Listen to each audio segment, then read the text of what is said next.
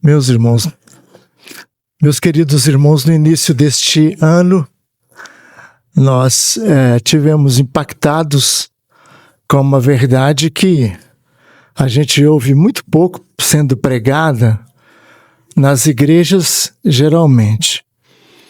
E é uma reflexão importantíssima, porque talvez a gente nem avalie, mas muita gente se esfria na caminhada cristã, abandona a igreja, exatamente por causa desse gravíssimo conflito que tais pessoas enfrentam, o qual nós estamos tratando desde o início do ano. A gente salta, porque é natural na exposição bíblica, normalmente dos pastores titulares, eles às vezes têm que tratar de outros assuntos, então eles saltam, mas há uma continuidade na nossa exposição. É sobre mortificação da carne. A mortificação da carne, ou aquela luta da carne e do espírito que tão tenazmente nós enfrentamos. Ao ponto de muitas vezes nós expressarmos gritos de angústia, como fez o apóstolo Paulo. E quando nós pensamos em falar sobre esse assunto, nós não tínhamos noção muito clara ainda do quanto que, na verdade, a extensão bíblica vai.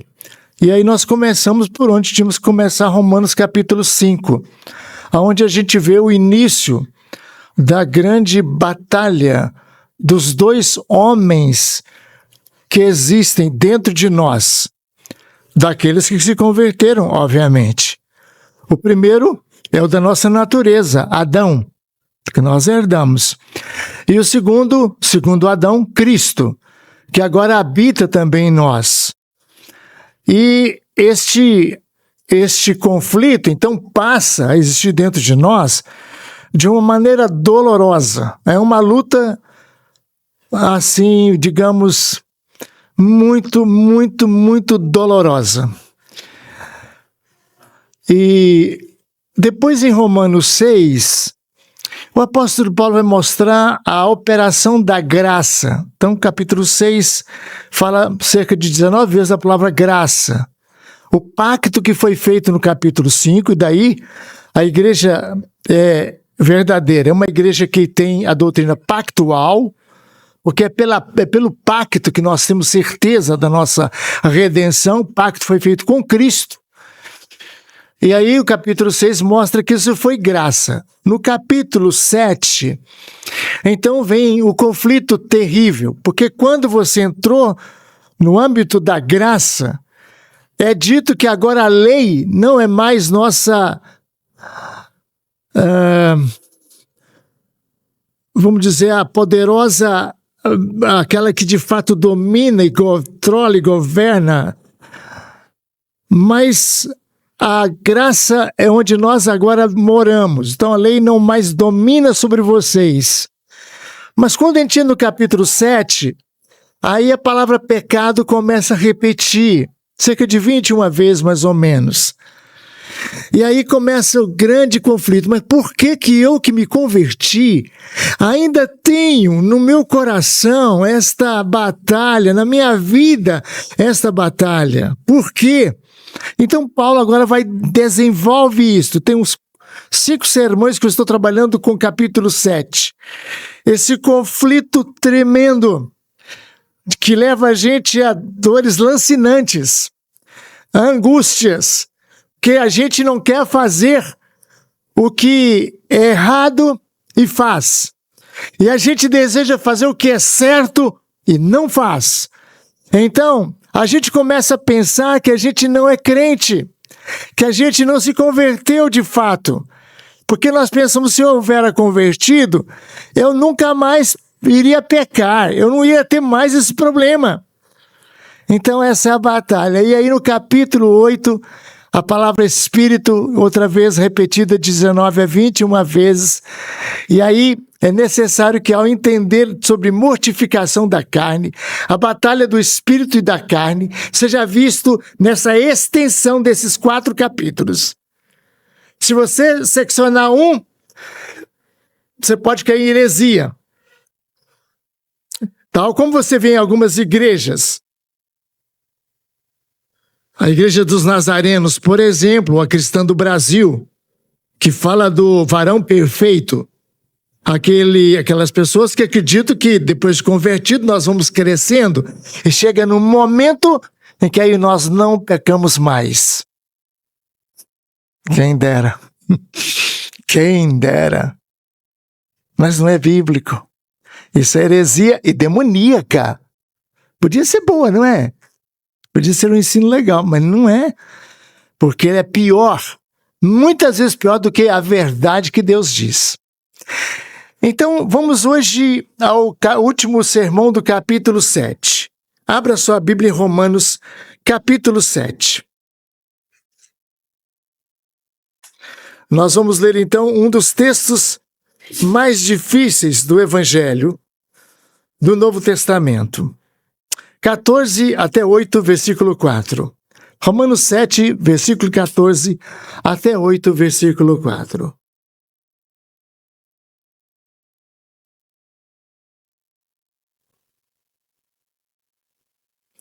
Porque bem sabemos que a lei é espiritual.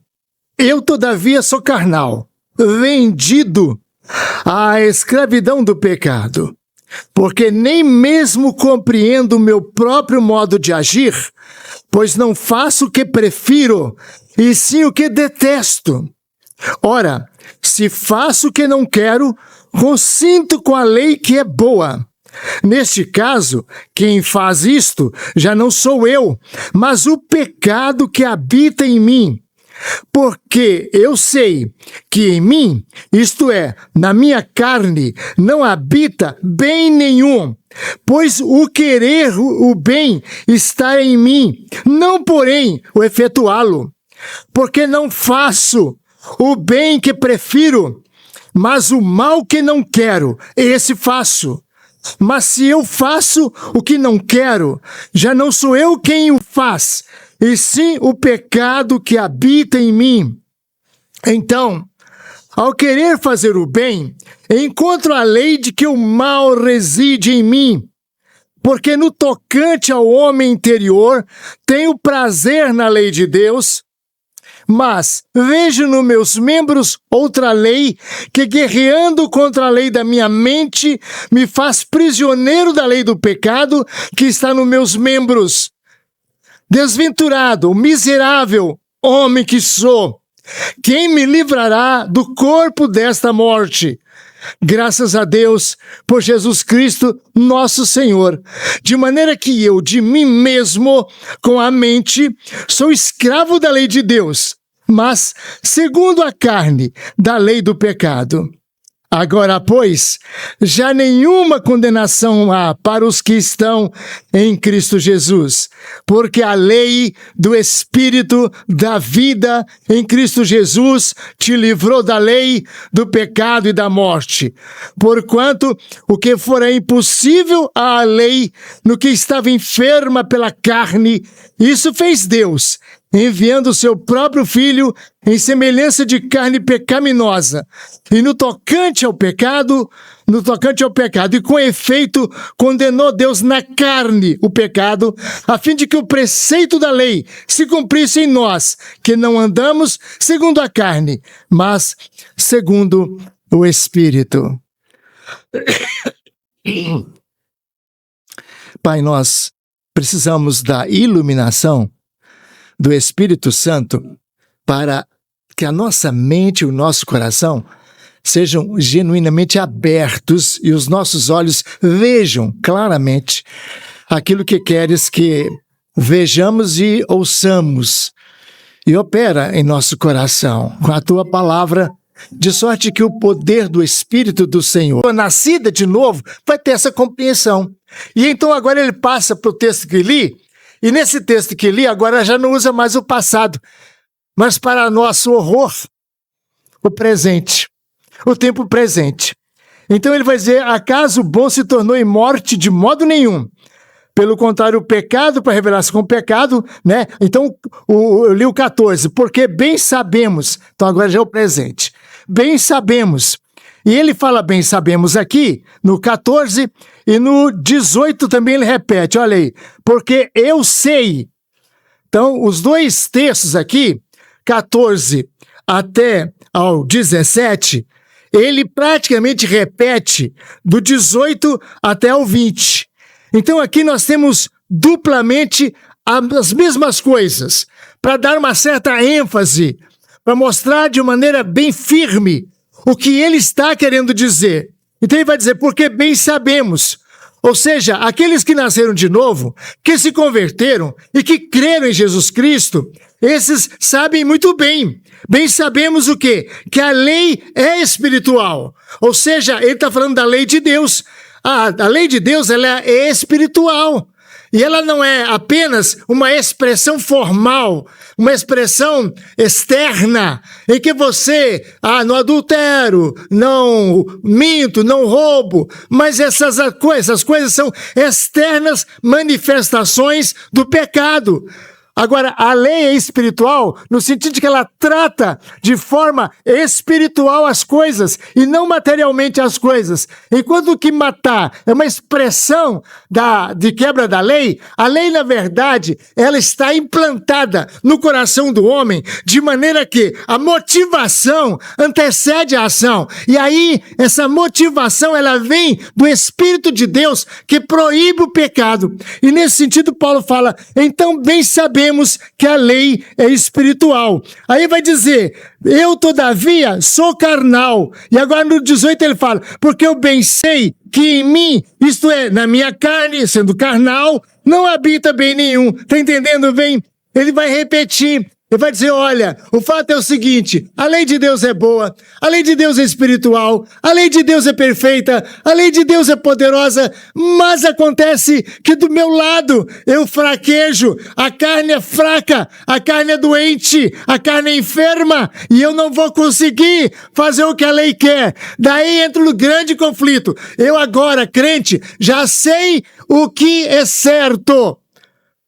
Eu já sei o que é certo, Felipe. Agora você está conhecendo o Evangelho, abraçando a Jesus Cristo, então você sabe o que você não deve fazer. Mas você também entende que você está ainda na carne. Você é descendente de Adão. E a carne, então, está em você. E eu perguntava assim, mas por que Deus não deixou e destruiu, Bruno, definitivamente a carne em mim? Eu me converti, virei um anjo. Agora não sinto mais atração para o pecado. Pode passar o que for na minha frente, pode ter a tentação que for, eu vou ficar sempre como estivesse nas nuvens, tranquilo. Não. Essa realidade não foi nem para Jesus Cristo, o nosso Senhor, que era sem pecado, porque também ele foi tentado, diz o livro de Hebreus, ele foi tentado em todas as coisas para ter misericórdia daqueles que são tentados, mesmo não sendo pecador, mesmo não sendo de natureza pecaminosa, a tentação lhe veio, como você muito bem sabe, no deserto. E eu perguntava, mas por que, Senhor? Por que, Eliana? Por que, Alexandre? Por que que eu por que que eu não sou livre dessa vontade, dessa inclinação, dessa tentação?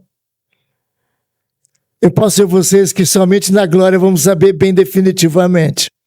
Mas aqui alguns lances é necessário e Deus às vezes mostra pra gente que a gente primeiro precisa vigiar, constantemente vigiar, porque Deus sabe todas as coisas e as permite para a sua glória e para o nosso bem. Então a tentação que vem, ela vem para nos trazer os recursos da nossa aprovação e a alegria da nossa vitória. É como acontece na escola. Você não tem prova constantemente, você não é avaliado constantemente. A prova não é para te reprovar, a prova é para avaliar e te promover. Exatamente é isso. A nossa natureza de Adão, ela caiu em cegueira absoluta. E porque nós somos cegos, absolutamente cegos, a gente então agora é desafiado a procurar a luz. O Reverendo Folto escreveu um artigo do nosso boletim, pedi a ele que pudesse fazer um desafio em relação aos cursos, aos trabalhos de quinta-feira que a igreja tem, todos esses essas portas que nos abrem para aprendermos. Eu louvei a Deus porque Ele trata exatamente nesse caminho. A gente precisa aprofundar-se. Exatamente quando a gente procura, quando a gente aprofunda, quando a gente enraiza, a gente tem mais força como árvore a enfrentar a tempestade. Mas se a raiz não for forte, não for funda, o vento derruba a árvore maior que seja. Então Paulo vai dizer que, olha, eu sei então que desse lado a lei é boa, mas todavia eu sou carnal. Aí ele vai dizer, porque nem mesmo compreendo o meu próprio modo de agir, versículo 15, pois não faço o que prefiro, mas o que detesto. Então agora observe que ele fala no 19, olha aí, olha só, ele está repetindo, falei você que era 2 vezes, porque não faço o bem que prefiro, mas o mal que não quero, esse faço.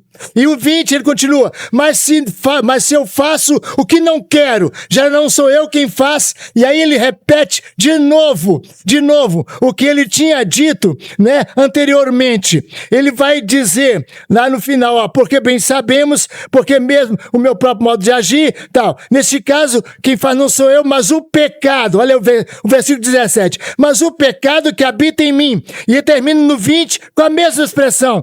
Não sou eu, mas o pecado que habita em mim. Está observando isso aqui? Ou seja, Cristo tratou do pecado. Quando foi anunciado a Maria que ia nascer Yeshua, Jesus, e o seu nome será Yeshua, Jesus, porque ele salvará o seu povo dos seus pecados. Então, nós somos salvos do pecado. Nós somos salvos do pecado. E aqui está uma experiência que a igreja vive desde do princípio, desde então, e desde que Cristo veio. Nós vivemos no chamado princípio da tensão espiritual, da tensão. A tensão é a seguinte, o já agora, mas o ainda não. O já agora e ainda não. Por exemplo, nós oramos, venha o teu reino, ou seja, governe, administre-me, sustenta-me, mantém-me, dirija a minha vida e me controla, Senhor. Então isso aqui eu digo que eu quero, venha o teu reino, isso aconteça comigo. Mas Cristo disse, o reino de Deus chegou e já está em vós, de uma maneira que o reino já chegou, mas o reino ainda vem. Então esse é o dilema, Cristo e venceu, sim, mas Cristo ainda vai vencer definitivamente. Jesus veio para habitar em mim, já estou no céu, de certo modo, mas ainda vou para o céu ainda. Eu já ressuscitei porque nasci de novo, mas vou ressuscitar também na carne no dia que Cristo voltar, se porventura eu morra. Essa tensão, ela acontece também em relação ao pecado. Eu já estou livre do pecado já, mas ainda não estou livre do pecado ainda. Estou livre do pecado pela obra que ele fez na cruz, tendo de uma vez por toda destruído. E aqui é que Paulo vai dirigindo de tal maneira que ele vai dizer, estão entendendo o que acontece comigo? O bem que eu quero fazer, não faço. E o mal que eu detesto, esse faço. Eu tenho a impressão que só acontece isso comigo. Bia. Luiz. Só acontece isso comigo. Acho que com vocês não experimentam isso, não. Que luta. Que luta. Às vezes eu falo, Deus manda outro pastor para essa igreja. Porque tem hora que eu me sinto tão lá embaixo, tão destruído. Não é porque eu estou pecando, não. O crente verdadeiro não tem que cair em tentação, em pecado. Não. Porque para o crente verdadeiro, a dor de uma agulha que introduz o seu membro, entende que está vivo, dói, tanto quanto fosse uma bala que o atinge. Para o verdadeiro crente, um pecadinho é uma coisa insuportável. Uma mentirazinha é insuportável. Um pensamento ruim é triste. Para o crente verdadeiro, daí é que eu entendo a angústia que Paulo passa. Nós chegamos no estado espiritual de crentes, de convertidos, Janaína. Meu irmão Gabriel, você abraçou Jesus, você veio, você... Aliás, eu não digo que você, Gabriel, abraçou Jesus. Eu não acredito que você tenha abraçado Jesus. É Jesus que te abraçou. E você sabe disso, que tem hora que você dá vontade de cair fora. Mas isso acontece só com você, viu? Comigo, não acontece só uma vez, viu? É 10. É verdade. É verdade. Eu olho para o povo de Deus e eles ficam querendo voltar, meu irmão Rendel. Esse quer voltar para o Egito, você lembra? Esse aí do Egito, aquela forno, aquela dureza, aquela escravidão, aquela vida horrível. Estão no deserto indo para o céu, para Canaã. Eles querem voltar para o Egito. E você acha que não acontece comigo e nem com você? Que a gente olha para trás e fala, que vontade de voltar lá. Que maldição. Por que Deus permite essa luta tão grande, irmãos? Eu disse, na primeira coisa, para nossa vigilância. A segunda coisa, para a nossa consciência de que nós não somos nada mesmo. É nada mesmo. Ou doutrina bendita é a doutrina reformada. Só na igreja reformada a gente escuta isso. Que a gente não é nada. Que a gente não significa nada. Que a gente não pode nada. E que a gente tem que crer que Jesus falou em João 15, disse, sem mim nada podeis fazer. É isso mesmo, Alexandre. É isso mesmo, Torres. Vitor, querido, é isso mesmo. Isso não é para você escandalizar, não. Isso não é para você falar assim, então, eu esqueci do adolescente, eu disse, pastor, eu não vou ficar mais na igreja, não. Eu não consigo, reverendo. Eu não consigo. Eu não quero fazer certas coisas, pastor. Quando eu assusto, eu estou fazendo. Eu não sou crente. Eu disse, enquanto essa dor você estiver sentindo, é sinal que você está vivo, que você é crente. Senão, você só não seria, Juliana, se você fizesse qualquer coisa e não sentisse qualquer sentimento de tristeza em fazê-la. A Bíblia fala, com o contrito de espírito, é o que o Senhor se acha sempre. Pouco tempo eu li e chorei muito em cima desse versículo. Que ele está com contrito de espírito. A palavra contrito significa com tristeza. Com tristeza. Mas espera aí, porque eu estou falando de um conflito que nos entristece, mas Paulo não para, bênção, e é por isso que tem que se ver a coisa no todo, que se você parar em um lugar, você vira herege, você vai embora da igreja, porque você parou ali, parou no conflito, não sou crente não, porque isso não é, eu não sou, se eu fosse eu não tinha isso, e porque eu tenho isso eu não sou, não, para. Paulo avança. Ele vai dizer, então, 21, ao querer fazer o bem, encontro a lei que o mal reside em mim, porque no tocante ao homem interior, olha só, a minha mente, no novo homem que sou, no que nasci de novo, no meu espírito, eu tenho prazer na lei de Deus.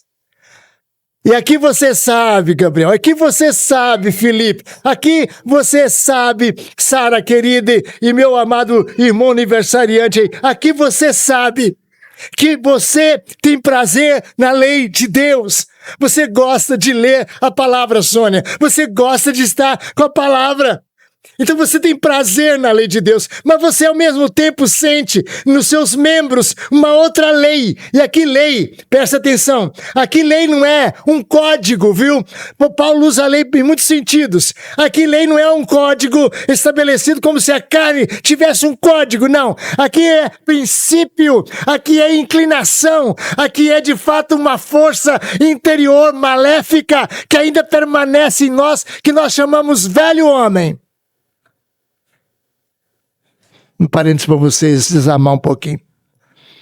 Estava aconselhando aqui na nossa igreja, dando aconselhamento. Há uns 15 anos atrás, uma senhora veio e ela chegou, sentou e começou a chorar. Depois, minha irmã, se acalma. Diga o que está acontecendo. Está acontecendo que eu não sou crente. Ah, é? Não, a senhora é mesmo da igreja. Aliás, não é da nossa, é numa outra igreja aqui perto. Não, pois é, mas não sou crente, não.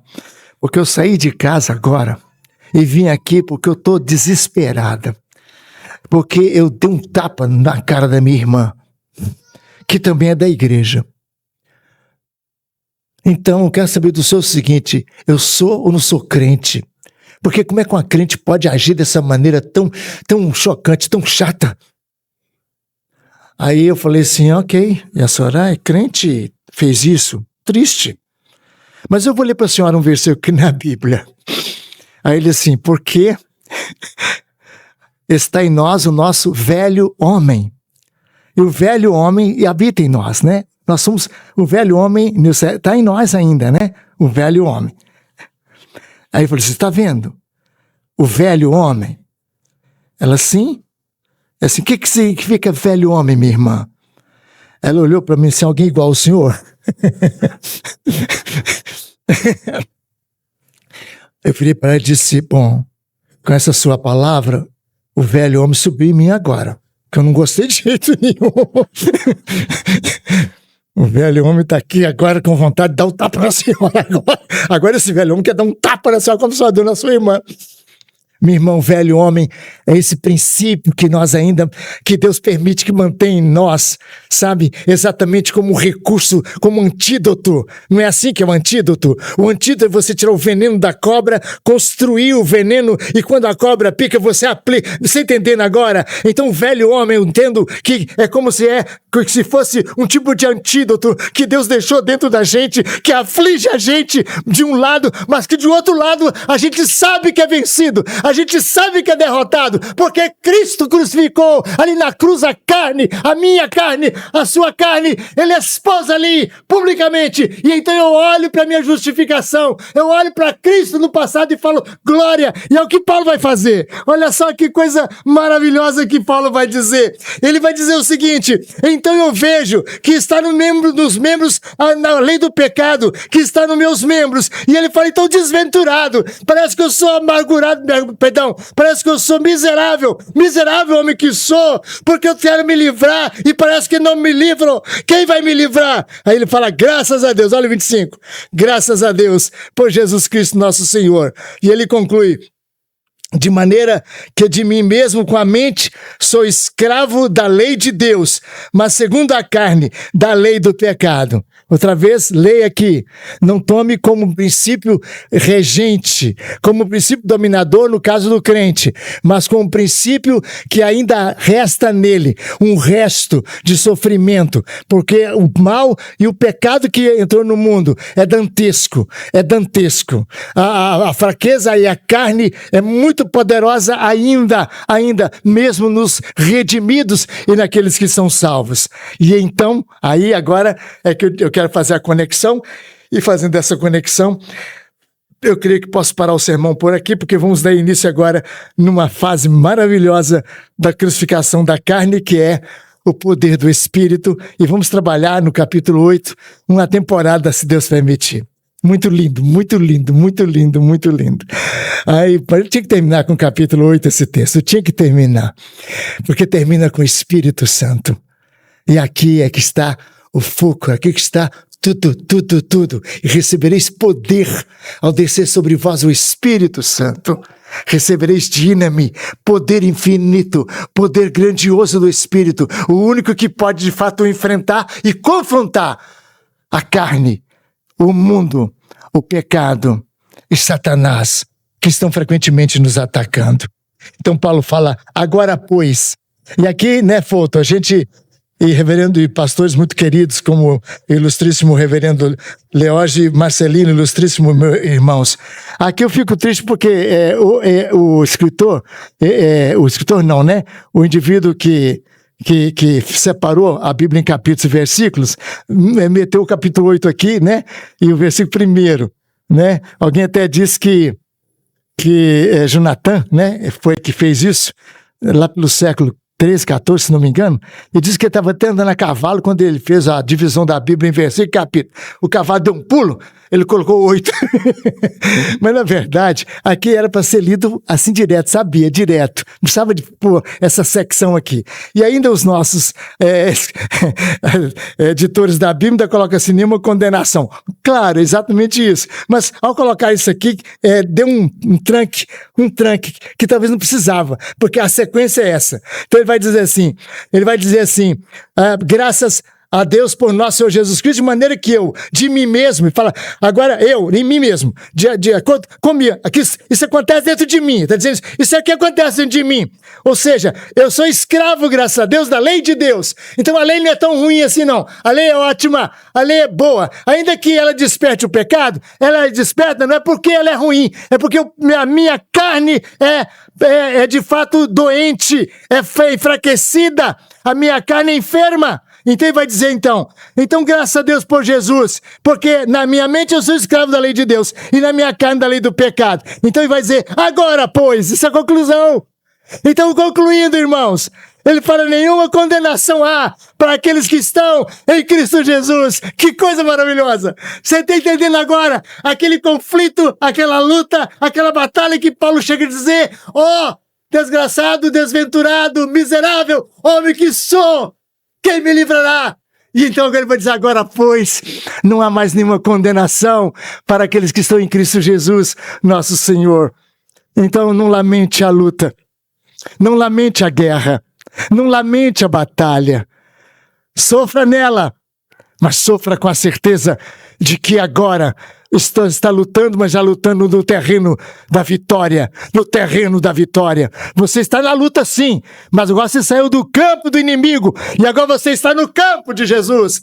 Antes você estava lutando no campo do inimigo, você só apanhava, só era derrotado, só era destruído e você vivia ali e não tinha nenhuma esperança. Mas agora na luta o Espírito de Deus tirou você de lá e colocou você no terreno de Deus. Então você entrou na esfera onde Deus domina, onde a graça domina, onde a misericórdia domina, e então você está na mesma luta, mas é uma luta vitoriosa, porque agora você é mais que vencedor por meio daquele que nos amou.